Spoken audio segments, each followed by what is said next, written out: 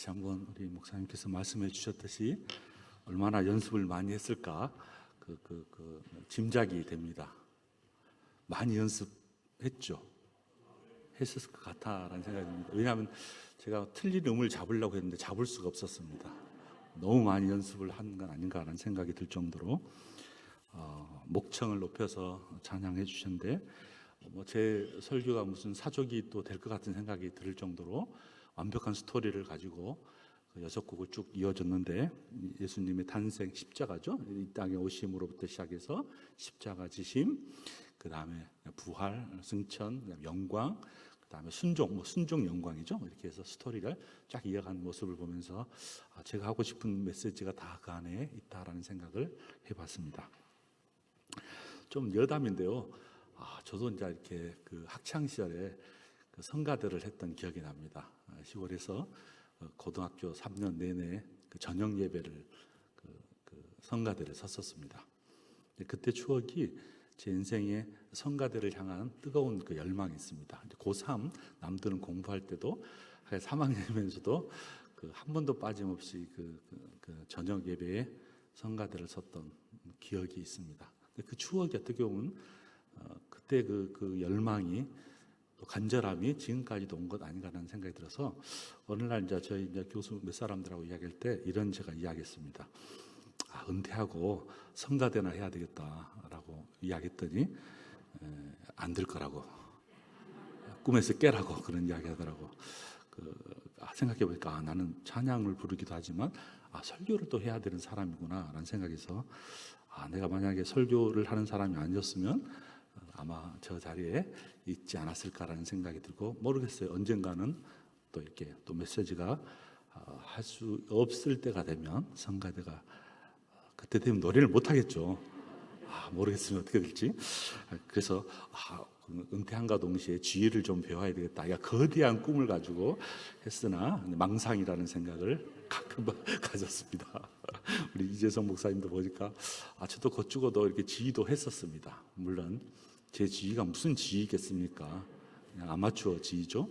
왜냐하면 제가 처음 사역지로 갔는데 써야 되는데 프로필을 쓸 것이 없더라고요. 그래서 제가 대학 다닐 때 중고등부 아이들 제가 지휘를 했었습니다. 할 거는 다 했어요. 그래서 쭉 보더니 근데 지휘할 줄 알아 그러더라고요. 우린 또 전도사는 시키면 다 합니다. 목사님이 시키면 예 합니다. 그래서 지휘도 했었습니다. 고등부 지휘를 제가 2부 때인가 2부 했었어. 고등부 학생들 모아놓고 지휘를 했었는데 이 아마추어잖아요. 아마추어의 약점이 있습니다. 의욕은 강하나 시장은 창대하나 빨리 끝내고 싶은 마음이 이제 간절하는 거예요. 그래서 1년 하고 나니까 이제 바닥이 다 난 거예요. 제가 부를 수 있는 곡들이 다 바닥이 나가지고 얼마나 그냥 간절하게 대신 누군가 왔으면 좋겠다는 했는데, 아니나 다를까 음악 선생님이 오셨습니다. 할렐루야. 예비되신 분을 보내갖고 제가 음악 선생님한테 지휘를 넘기고 제가 그냥 저는 이제 설교를 주로 담당을 했던 기억이 납니다. 그만큼 성가대한 추억이 되겠는데, 아마 신앙생활을 오래 하신 분들은 저와 마찬가지로 다 그런 추억이 있을 것입니다.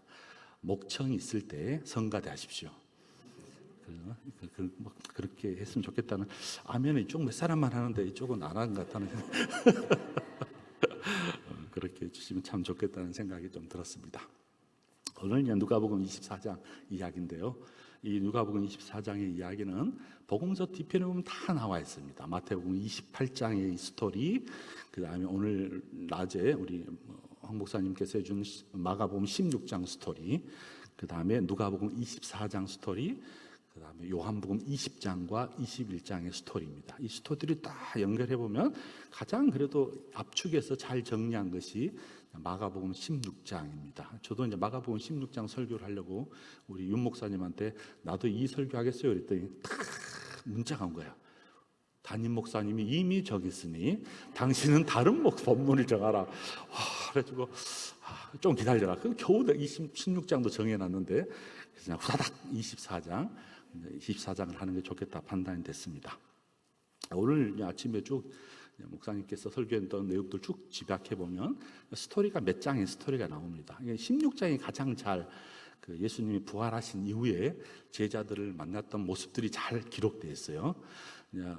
예수님께서 십자가에 돌아가신 이후에 그렇죠? 이제 3일간 있고 이제 아마도 이 세 여인들이 찾아갔던 것 같아요. 무덤에 가서 이제 향수를 뿌려주고 썩지 않도록 혹은 냄새가 좀 적도록 여러 가지 뭐 생각 고민 끝에 이제 어머니 야고보의 어머니 그다음에 막달라 마리아 그다음에 뭐 살로메 이런 여인들이 다 새벽 일찍 이른 새벽에 이제 가가지고 갔더니 그냥 와. 무덤이 열려 있는 거예요. 놀랐죠. 깜짝 놀란 거예요. 이미 무덤이 당연히 닫혀져 있으리라고 생각했는데 무덤이 쫙 열려져 있는 거예요. 그래도 이제 이미 왔으니 한번 들어가 보자 해서 겁을 쫙뜩 먹고 조금씩 차근차근 들어갔더니 한편에 어떤 이상한 청년이 딱 하나 계신 거예요. 깜짝 놀랐어요. 이 청년이 누군가? 그랬더니 이 청년이 딱 상황 설명을 해주는데 예수님께서 이곳에 없다라고 하는 거예요. 충격을 받았죠.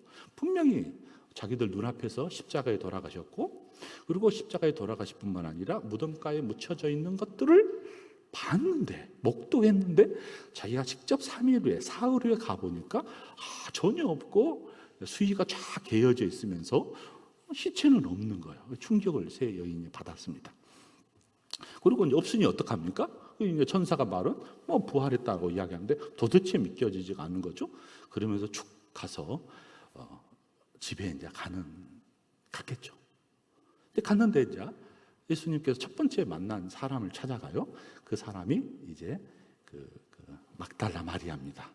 아마도 이른 아침에 갔고 아마 그 조금 시간이 지나서 예수님이 막달라 마리아를 찾아간 것 같아요. 여러분 이제 누가복음 8장에 보면 막달라 마리아가 어떤 여인이라고 잘 증명하냐면 이 여인은 귀신이 7마리를 귀신이 확 들을 정도로 엄청난 그 귀신의 노예에 살았습니다. 한평생 이 귀신 때문에 삶이 거의 폐해가 될 정도로 삶의 의욕도 없고 물론 신체적으로도 정서적으로도 정신적으로도 거의 살아가기가 어려울 정도로 여러분 제가 이제 시골에 어렸을 때 보면 귀신에 들려가지고 돌아다니는 여자들이 있었습니다. 혹시 기억이 나시는가 모르겠습니다. 그 여자들의 행보 남자들 이상이 없더라고요. 길거리에 다니는 여인들은 가끔씩 보여요. 제가 어렸을 때 거의 귀신에서 해가지고 뭐 옷 다 벗고 막 돌아다니는 여인들을 가끔씩 봤었습니다. 그 사람들을 가르쳐서 귀신에 들렸다고 이야기하죠. 그런 모습이 그려지니까 막달라 마리아가 한평생 어떤 삶을 살았을까가 제가 어렸을 때 봤던 그 여인들하고 되게 오버랩된 거예요. 정신없이 살았겠죠. 귀신이 7마리가 있었으니 얼마나 정신이 없었겠습니까? 그렇게 막 살아가는 그 여인에게 예수님을 만납니다. 예수님이 그 여인에게 찾아가서 그 여인을 치유해 주시고 삶이 피폐했던 그 여인이 삶의 의미를 되찾기 시작합니다. 예수님을 만나서. 근데 이 여인이 어떤 여인이었냐면 이런 귀신에 빠져서 살았던 삶을 살았지만 또 그나마 다행인 것은 뭐냐면 어느 정도 여유가 있었던 집이 가게가 조금 부유했던 것 같습니다. 그래서 자기가 치유를 받았던 것에 너무 감사해서 자기가 가지고 있는 소산들, 소유했던 물건들을 막 적청일에 팔아서 누구에게 헌신하기로 작정하냐면 예수님께 헌신하겠다고 작정하고 예수님 사역에 하여침에 지나도록 도와줍니다. 그리고 예수님을 따라가면서 필요할 때마다 적절하게 예수님에게 필요한 것들을 공급해주는 그런 삶을 살았어요. 이게 삶의 의미가 없던 여인에게 예수님을 만나서 치유함을 받고 삶의 의미가 회복된 여인, 이 여인이 막달라 마리아입니다. 그러니까 치유된 이후로는 예수님이야말로 자기 삶의 주인이라는 것을 깨닫고 그분 없어서는 살 수 없다는 것을 뼈저리게 체험한 사람, 죽음 직전에 도저히 이 한평생 살 수 없는 자신의 삶 가운데 가까이 오셔서 자기의 상처를 치유해 주시고 정상적인 삶을 살도록 하면서 삶의 의미를 가져주는 분, 이렇게 살아갔어요. 따라갔어요. 근데 여러분 보십시오. 그렇게 따라갔던 그분이 자기 눈앞에서 돌아가신 거예요. 삶의 의미를 잃어버렸겠죠? 절망 가운데. 그나마 예수님 따라가면서 자기의 소산문들을 섬기는 것이 기쁨이었는데 그것도 할 수 없을 정도로 좌절에 빠졌던 여인. 눈앞에 나약하게, 너무 나약한 모습으로 돌아가신 예수님을 바라보면서 지금까지 가졌던 희망이 사라져버리는 절망 가운데 놓여있는 그 여인. 그 여인에게 아침 일찍 예수님이 찾아와 주셨습니다. 깜짝 놀란 거죠. 저 여인이, 그 여인이 예수님을 바라보면서 너무너무 충격을 받고 자신이 부활하신 예수님, 절망 가운데 희망을 다시 한번 찾았다는 이야기를 갖고 이 메시지를 전하기 위해서 제자들을 찾아갑니다. 그래서 말을 하면 내가 봤다. 예수님이 부활한 것을 내가 만났다. 내가 절망 가운데서 내 소망을 주시고 희망을 주시고 그가 내 눈앞에서 보여주셨어 라고 했던 그 절규를 아무도 듣지 않는 거예요. 아무도 듣지 않더라. 듣는 자들 믿지 않더라. 듣고도 믿지 않더라는 반응들이 보이니 얼마나 마음이 그냥 막 어떻게 해볼 수가 없는 거예요.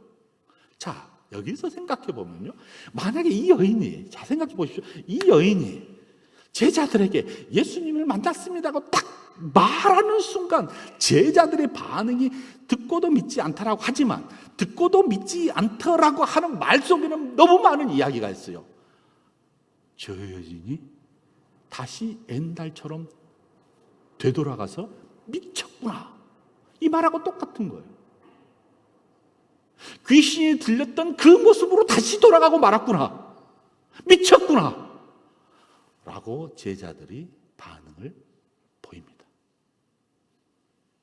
예수님이 부활했다고 그렇게 말씀해도 죄씀에도 불구하고, 눈앞에서 부활하신 주님을 만났다고도 말함에도 불구하고 3년 반 동안 쫓아졌던 제자들의 반응이 듣고도 믿지 않아 버렸습니다. 그것이 첫 번째 이야기예요. 두 번째 이야기가 누가복음 28장 긴 이야기예요. 누가복음에는 너무 짧게 나와 있지만 마가복음에는 딱 두 줄로 나와 있지만 두 구절로 24장의 전체 스토리가 소위 말하면 엠마오 가는 두 제자의 이야기입니다. 오늘 누가복음 24장 13절에 보면 그 나래라는 말, 그 나라는 것은 뭐냐면 12절, 세마포만 보이면서 예수님이 사라진 그 아침 새벽입니다. 그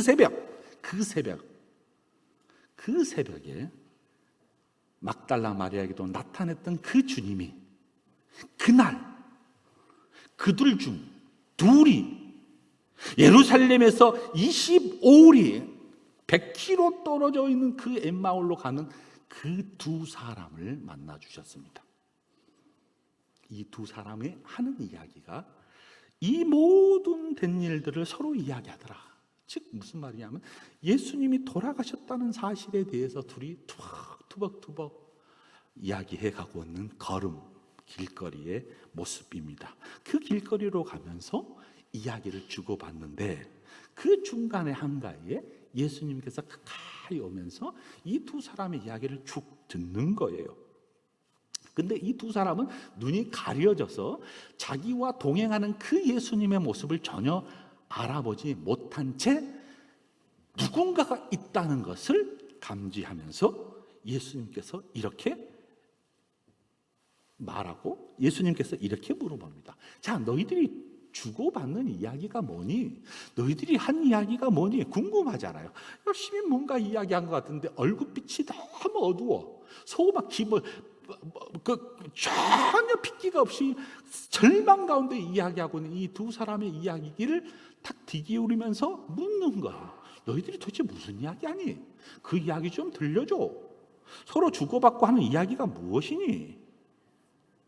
왜냐하면 이 두 사람이 본문 17절 보면 슬픈 빛을 띠고 머물러 섰더라.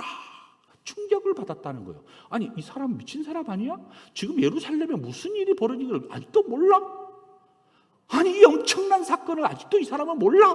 라고 하면서 슬픔과 걱정과 근심의 눈으로 다 이 사람을 멀게 두 사람이 쳐다보는 거예요. 그 중에 한 사람이 끌로바라는 사람인 것 같아요. 그러면서 당신 예루살렘에 무슨 일이 벌어졌는지 몰라요? 듣지도 않았어요? 퉁명스럽게 이야기를 건네줍니다. 무슨 일이냐고, 무슨 일이 벌어졌냐고 라고 할 때 이 사람들이 쭉 설명을 해줍니다. 그 설명을 딱 듣더니 예수님께서 이 두 사람에게 차근차근 조곤조곤 너무너무 친절하게 모세의 이야기, 선지자들의 이야기를 쭉 풀어주면서 성경에서 쓰여진 바를 조목조목 이렇게 알려줍니다. 알려주는 거 들어보는 순간 이 이야기가 너무 선명하게 와닿아요. 굳어져 버렸던 마음, 장작 같은 마음이 뭔가 막 뜨거움이 일어나기 시작합니다. 모세의 이야기, 선지자의 이야기를 쭉 풀어주니 소망이 없던 절망 가운데 뭔가 소망의 빛이 보이는 듯이 타오르는 무엇인가 있습니다. 본문에 보면 그 말 뒤편에 보면 뜨거워진다라. 메말라졌던 가슴이 불이 타기 시작했다라는 표현으로 해줍니다. 이 정도 마음이 쫙 뜨거워지니까 이제 못하겠어요? 그러면 이야기가 어느새 그 이야기를 듣다 보니까 쑥 25리 되는 예루살렘에 딱 도착해 버렸어요. 도착하자마자 더 듣고 싶은 거예요. 여러분, 우리 그러잖아요. 재밌는 이야기, 소망이 있는 이야기, 삶의 이야기, 뭔가만 긍정적인 이야기를 들으면 어떻게 돼요? 더 듣고 싶은 거예요. 근데 부정적인 이야기, 절망적인 이야기는 아무리 말을 해도 듣고 싶지 않아요. 소망이 생긴 이야기, 절망이었는데 희망이 생긴 이야기를 들으니까 뭔가 얼굴빛이 쫙 서서히 바뀌면서 이 사람을 푹 붙잡고 물어보는 거예요. 당신, 우리와 함께 유하셔서 당신의 이야기를 계속해서 해주세요. 너무너무 재밌고 소망의 이야기인데 나아가 갈 길을 모르는데 당신 이야기를 들으니까 삶의 의미가 생길 뿐만 아니라 어떻게 살아야 될 것인가가 일어납니다라고 부탁하면서 강권해서 부탁해서 잡습니다. 더 가야 될 길을 가지 못하도록 부탁합니다. 그러면서 뭐라고 말하냐면 우리와 함께 집에 유하여 주십시오. 하룻밤 같이 이야기를 계속 나누자는 이야기겠죠. 왜냐하면 날이 저물었기 때문에 그렇습니다. 날이 이미 기울었기 때문에 우리 집에 유하셔서 같이 밤새 이야기하고 싶다는 이야기를 이야기해 줍니다. 이 두 사람이 빠르게 준비했던 식탁에 음식을 차려놓고 대접해 주면서 이야기를 더 듣고 싶어 합니다. 30절, 그들과 함께 음식을 잡수실 때에 다 식탁 위에 놓여있는 떡을 탁 취하더니 떡에 기도를 확 하신 거예요. 그러면서 떡에 기도를 하더니 떡을 떼면서 다 나누어 주는 거예요. 여러분, 이것이 성찬 아니에요? 떡을 떼면서 나누어 주는 거예요. 식탁, 음식을 떼어서 주는 거예요. 그래서 이 음식을 딱 떼어서 주고 이 음식을 먹는 찰나에 자신이 어두워져 버렸던, 감겨져 버렸던 눈이 확 밝아지면서 영안이 뜨이기 시작하면서 자신 앞에 놓여 있는 그분이 누군가를 감지해 버렸습니다. 그인 줄 쫙 알아버렸어요. 아는 순간 어떻게 됐겠어요? 등골이 오싹거리면서 땀방울이 쫙 순간 맺혀 버렸습니다. 충격을 받은 거죠. 놀란 거예요. 그러면서 자신들이 한 이야기와 주님께서 해준 이야기를 딱 퍼즐을 맞춰보니 우리 앞에 펼쳐져 있던 그분, 우리 앞에 놓여져 있던 그분이 부활했다는 사실을 확인합니다. 자, 여기까지가 이제 알 수 있는 이야기예요. 그런데 이거 듣자마자 찰나적으로 어떤 생각을 하냐면 정신이 바짝 들린 거예요. 주님이 부활했어? 이 이야기는 어디서 많이 들어본 이야기예요. 어디서 늘 예언했던, 예수님께서 늘 예언했던 이야기로 딱 퍼즐이 맞춰주니 예수님께서 부탁했던 말씀, 예루살렘을 떠나지 말고 여기 유하여란 말이 생각이 나면서 다시 25리를 뛰어갑니다. 그리고 제자들이 숨 막혀 숨 막혀 숨졸이면서 움츠렸던 그 방을 문을 두드리며 예수님께서 나는 부활했고 나는 그 예수님을 만났다고 이야기하는 찰나, 듣고도 믿지 않는 사람들을 봅니다.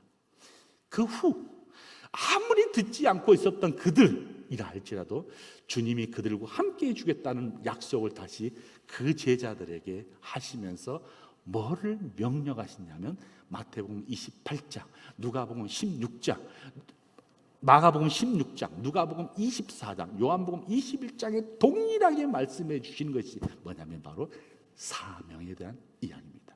사명에 대한 이야기. 부활을 만나는 사람에게 예수님께서 약속해 주신 것이 뭐냐면 사명도 주셨지만 사명을 감당하는 그 사람들에게 무엇을 약속했냐면 내가 너희와 함께 하리라는 이 임마누엘의 약속을 반드시 해 주셨습니다. 사랑하는 여러분, 이제 2022년 중반기가 속세 이제 다가섭니다. 아마 곧 마스크가 풀어질 것 같기도 합니다. 이제 우리 교회가 다시 불이 일어나야 되지 않겠냐는 생각이 듭니다. 좀 있으면 음식도 먹기 시작하게 될 것이겠죠. 이제 2년 반 동안, 3년 동안, 거의 3년 동안 우리가 숨죽이면서 마스크 때문에 제대로 찬양도 못했는데 이제 부활의 주님이 2022년에 우리 가운데 거하셔서 뭐를 약속해 주시냐면 이제 사명을 다시 확인하고 이제 이 양천구 지역에 예수 바람을 다시 한번 일으키려고 하고 그런 사명을 다시 한번 2022년 상반기에 허락해 주신 것을 믿습니다. 이 바람이 부활하신 주님이 만났던 그 경험이 이제 우리 안에서 2022년 이 부활절에서 다시 한번 경험한 이후 소망을 갖고 신나는 예수 바람을 예수 향기를 드높이는 그런 우리 강성교회가 되기를 소망합니다. 아멘. 그런 사명을 주셨고 그 사명을 감당하는 사람들에게 뭐를 약속해 주셨냐면 내가 너희와 함께 하겠다고 약속해 주셨습니다. 아멘. 그만할게요. 57분 됐습니다. 걱정하지 마십시오. 수유 조절 잘 하려고 제가 애썼습니다. 제가 오전에 어느 시골 조그마한 교회에 제가 성찬식을 부탁받아서 꼭 이야기를 해주고 싶었어요. 제가 설교는 다 했는데 꼭 그 이야기를 해주고 싶었습니다. 그 전사님은 전도사 때 개척을 했어요. 학부 때 개척해서 신대원 다닐 때 꼭 이 부활절 때 저를 이렇게 초대해서 성찬, 세례도 가끔씩 세례도 제가 있을 땐 하고 성찬도 제가 했던 교회입니다. 근데 이제 3년이 지나가지고 코로나 때문에 성찬은 못했겠죠. 근데 이제 오늘 하겠다고 며칠 전에 연락이 왔었어요. 그래서 제가 오늘 아침에 갔다 왔는데요. 약간 충격을 좀 받았습니다. 어떤 충격이냐면 제가 3년 전에 갔을 때는 학구방이었습니다. 그 교회가. 코로나가 지나고 딱 갔더니 우리 교회만한 건물이 서 있는 거예요. 여러분, 그 전도사가 무에서 유를 창조한 그 짤막한 스토리를 나한테 이야기해 주는데 막 다 듣지도 못했어요. 얼마나 이 3년 동안에 그 땅을 파면서 기도하고 돈이 없어서 하는데 하나님께서 채워주신 모습을 그냥 그 짧은 시간 동안에 막 스토리를 이야기하는데 뭔지는 모르겠지만 뭔가 막 그러면서 원래 시화에 있었는데 시흥으로 이사를 했어요. 무에서 유를 창조. 안수 받은 지도 얼마 안 돼요. 우리 이재강 목사님하고 동기예요, 동기. 그러면서 모르겠어요. 그냥. 안 된다. 죽는다. 해도 2022년 서울 한복판, 경기도 한복판에 무에서 유를 창조하는 교회가 있다는 생각이 들면서 가슴이 너무 떨린 거예요. 근데 우리는 다 가지고 있잖아요. 누리고 있잖아요. 그러면서 그런 메시지도 오늘 전했습니다. 2022년 바로 앞에 초등학교가 있더라고요. 어제 붕어빵 전도를 했더니 막 애들이 막 올 것 같은 느낌이 든대요. 와, 그냥 가서 그냥 다 긁어 와라 그랬어요. 그리고 다 채우면 나를 불러라 그랬어요. 근데 내년에 또 오겠다 했어요. 1년 동안 이제 부어야 되겠죠, 진짜 교회를. 와, 너무 축복을 해주고 왔습니다.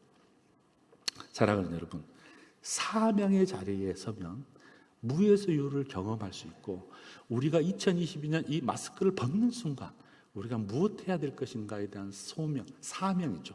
2022년 우리 강성교회, 저와 여러분에게 품은 사명이 잘 확인돼서 영적으로 다시 한번 회복하고, 또 우리 교회가 제2의 부흥을 다시 한번 또 촉발시키는, 그렇게 되기를 주님의 이름으로 축복합니다. 아멘. 기도하겠습니다. 신실하신 아버지 하나님, 부활의 주님을 만났던 제자들처럼 2022년 우리 가운데 거하셔서 우리를 만나 주시기를 간절히 소망합니다.